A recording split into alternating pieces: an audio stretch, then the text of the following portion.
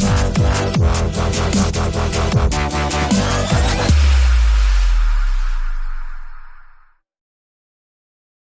বন্ধুরা, আজ আমরা চলে এসেছি কৃষ্ণনগর, রাজা কৃষ্ণচন্দ্রের রাজবাড়ি। আপনারা দেখতে পাচ্ছেন আমরা রাজা কৃষ্ণচন্দ্রের রাজবাড়ির গেটের সামনে দাঁড়িয়ে আছি।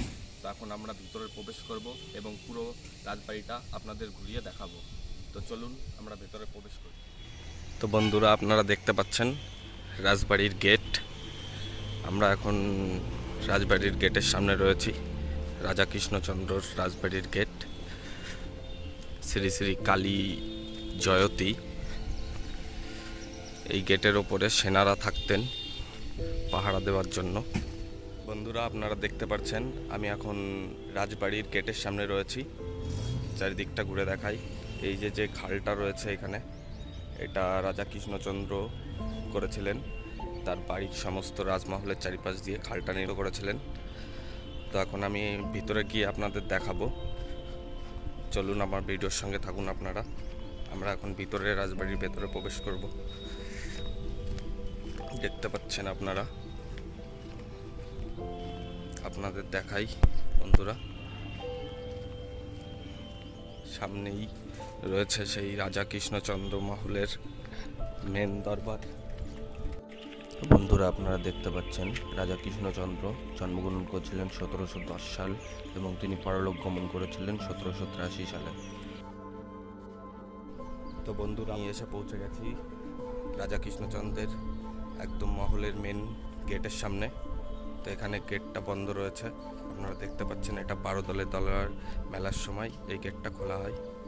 আপনারা যদি ভেতরটা দেখতে চান তাহলে ওই সময়টাই আসবেন। এটা যখন 12 দলের মেলা হয় কৃষ্ণনগরে, তখন এই গেটটা খোলা হয়। আপনারা দেখছেন।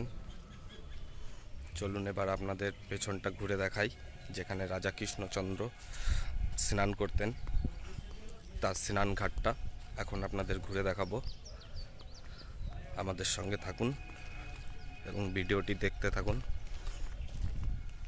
আপনারা এখন যে ঘরগুলো দেখতে পাচ্ছেন, কথিত আছে রাজার সভাতে যেসব কবিরা থাকতেন তারা এখানেই বসবাস করতেন। রাজা কৃষ্ণচন্দ্র একজন বিশিষ্ট সাহিত্যপ্রেমিক ছিলেন।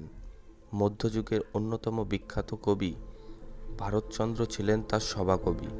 এছাড়াও সাধক কবি রামপ্রসাদ সেন, পণ্ডিত বাণেশ্বর বিদ্যালঙ্কার, কৃষ্ণানন্দ বাচস্পতি, জগন্নাথ তর্কপঞ্চানন, হরিরাম তর্কসিদ্ধান্ত প্রমুখ তার রাজসভা অলঙ্কৃত করে রাখতেন। হাস্যরসিক গোপাল ভাঁড় ছিলেন তার দরবারের প্রখ্যাত বিদূষক। এখন যুগের পরিবর্তনে আপনারা দেখতে পাচ্ছেন বন্ধুরা, সেই ঘরবাড়ি দেওয়ালগুলি কেমন খসে খসে পড়ে যাচ্ছে। সেখানে বাসা বেঁধেছে অজস্র গাছপালা। বন্ধুরা, এখন আপনাদের নিয়ে যাব রাজা কৃষ্ণচন্দ্র যেখানে স্নান করতেন সেই ঘাটটিতে। তো আপনারা সামনে যে খালটি দেখতে পাচ্ছেন, সেটি নির্মিত করেছিলেন রাজা কৃষ্ণচন্দ্র। তার মহলের চারিপাশ দিয়ে এই খালটি তিনি নির্মিত করেছিলেন। কথিত আছে প্রতিদিন 100 লোক এই খালটি একসঙ্গে নির্মিত করতেন। রাজা কৃষ্ণচন্দ্র খালটি নির্মিত করেছিলেন, তার প্রধান উদ্দেশ্য ছিল যাতে তখন বাইরের থেকে সরাসরি কেউ মহলের পরে আঘাত না আনতে পারে। বন্ধুরা, আপনারা এখন যে ঘাটটি দেখতে পাচ্ছেন, এই ঘাটটিতেই স্নান করতেন রাজার সিপাহীরা, রাজার সভাকবিরা, সবাই এই ঘাটটিতেই স্নান করতেন। তা আপনারা দেখুন ঘাটটি এখন কীরকম জরাজীর্ণ অবস্থায় পড়ে আছে, আপনাদের দেখানোর চেষ্টা করছি। আপনারা এখন যে স্নান ঘাটটি দেখছেন, রাজা কৃষ্ণচন্দ্র তার সখীদের সঙ্গে এখানেই স্নান করতেন। যুগের পরিবর্তনে সেটি এখন প্রায় শেষ হতে চলেছে। দেওয়ালগুলোকে দখল করে রেখেছে অজস্র বটগাছের ঝুড়ি। দেওয়ালগুলো দেখতে পাচ্ছেন আপনারা কেমন যেন তাদের প্রাণ হারিয়েছে। জরাজীর্ণ অবস্থায় পড়ে আছে দেওয়ালগুলি। দেওয়ালগুলি থেকে খসে পড়েছে তার প্লাস্টার রয়েছে। রাজা কৃষ্ণচন্দ্র এখানে স্নান করতেন। স্নান করে উঠেই আপনারা যেই ধ্বংসস্তূপটা দেখতে পাচ্ছেন, এটা ছিল একটা মন্দির। তিনি স্নান সেরে প্রতিদিন এই মন্দিরে পূজা করতেন। তো চলুন বন্ধুরা, ভেতরটা আপনাদের একটু ঘুরিয়ে দেখাই। দেখতে পাচ্ছেন আপনারা অবশিষ্ট রয়েছে সেই রাজার ব্যবহৃত স্নানঘাটটি আজ প্রায় ধ্বংসস্তূপের মুখে। এখন এখানে কিছু পাড়ার ছেলেরা আড্ডা দেয়। আমরা এখন যেখানে দাঁড়িয়ে আছি, আপনারা যে ঘর বাড়িগুলো দেখতে পাচ্ছেন, এগুলো স্বয়ং রাজা কৃষ্ণচন্দ্রের বংশধররা, তাদের সেনাপতি, মন্ত্রী, তাদের বংশধররা এখন এখানে বসবাস করছে, আপনারা দেখতে পাচ্ছেন। তো চলুন পুরো জায়গাটা আপনাদের ঘুরিয়ে আমরা দেখাবো, চলুন। আপনারা এখন যে দেয়ালটি দেখতে পাচ্ছেন, এটি মহলের বাঁ পাশের দেওয়াল। তো কৃষ্ণচন্দ্র বহু জন অধিকার কাজও করেছেন।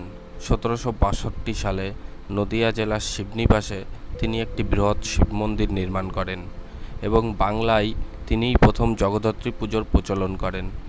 তার উৎসাহ ও উদ্যোগে নাটোরের কয়েকজন বিখ্যাত মৃৎশিল্পী কৃষ্ণনগরে গিয়ে মৃৎশিল্পের প্রভূত উন্নতি ও প্রসার ঘটান। তার জন্য এখন কৃষ্ণনগর সারা পৃথিবীতে মাটির পুতুলের জন্য বিখ্যাত। তো বন্ধুরা, আপনারা এখন যে গেটটি দেখছেন, এটাই ছিল রাজবাড়ির প্রমুখ গেট, যেখানে রাজার সিপাহীরা পাহারা দিতেন, দূর দূর নজর রাখতেন। তো সেটি আবার পুনর্নির্মাণের কাজ চলছে, আপনারা দেখতে পাচ্ছেন।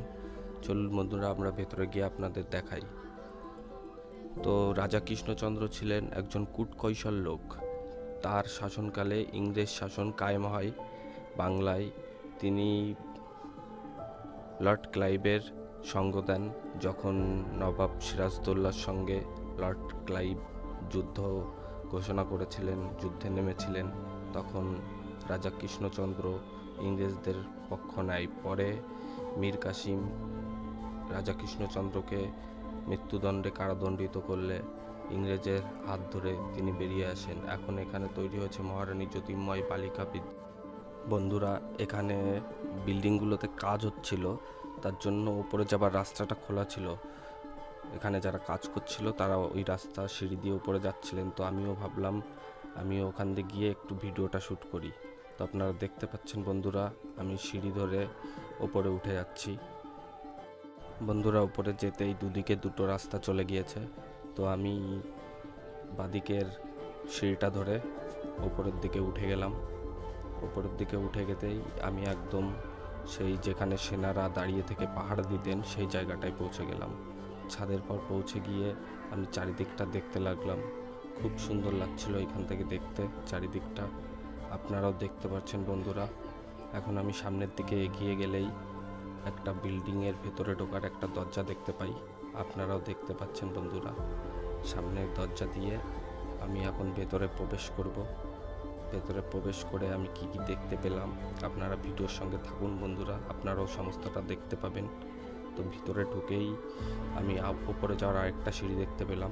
তারপরে আর একটু সামনে যেতে দেখলাম এখানে একটা বাথরুম রয়েছে, বাথরুমের পাশে একটা জানালা রয়েছে, আর এখানে জল রাখা হতো, আপনারা দেখতে পাচ্ছেন ছোট্ট একটা জলের কুয়া করা আছে এখানে। তারপর আমি সিঁড়ি ধরে আবারও উপরে উঠে যেতে একটা দরজা দিয়ে ভেতরে ঢুকতেই সেখানে কিছু জিনিস দেখতে পেলাম। একটা তাক দেখতে পেলাম, তারপর দেখতে পেলাম একটা খাট, আপনারাও দেখতে পাচ্ছেন বন্ধুরা। এটা দেখেই বোঝা যাচ্ছে আগেকার দিনেরই খাটটা। জানলা দরজাগুলো সব আগেকার দিনের ডিজাইন, আপনারা দেখতে পাচ্ছেন বন্ধুরা। আমি দেখাচ্ছি আপনাদের। তারপরে আমি ভেতরে ঢুকতেই এই ঘরের দুটো ছবি দেখতে পেলাম। তো আমি ছবিগুলো আপনাদের দেখানোর চেষ্টা করব, যদিও বা সেগুলো ভালো বোঝা যাচ্ছে না, তবু আপনারা দেখেন এনাদের চেনেন কিনা। ছবিগুলো ভালো বোঝা যাচ্ছে না, অনেক পুরনো ছবি, দেখেই বোঝা যাচ্ছে, তবু আমি তোলার চেষ্টা করলাম। আলমারিটা ভালো করে দেখেন বন্ধুরা। ফ্যানটাও দেখেন বন্ধুরা, আগেকার ফ্যান, একদম পড়ে আছে সমস্ত জিনিসপত্র। এই ঘোড়ার নালটা সম্ভবত এটা আগে যখন রাজারা ঘোড়া ব্যবহার করতেন সেই ঘোড়ারই কোনো নাল হবে, সেটা রয়েছে। তারপর আমি আলমারিটাকে একটু ভালো করে দেখলাম, দেখেই বোঝা যাচ্ছে এটা অনেক পুরনো। তারপর আমি চারিদিকটা ভালো করে পর্যবেক্ষণ করে দেখে নিলাম, দেখে আমি এখান থেকে বেরিয়ে গেলাম। বন্ধুরা, ভিডিওটি ভালো লাগলে একটা লাইক করে দিন এবং আমাদের ফেসবুক পেজটিকে ফলো করে দিন। যারা ইউটিউব থেকে দেখছেন তারা পেজটিকে সাবস্ক্রাইব করে দিন। ভালো থাকবেন, দেখা হচ্ছে পরবর্তী কোনো ভিডিওতে। বাই।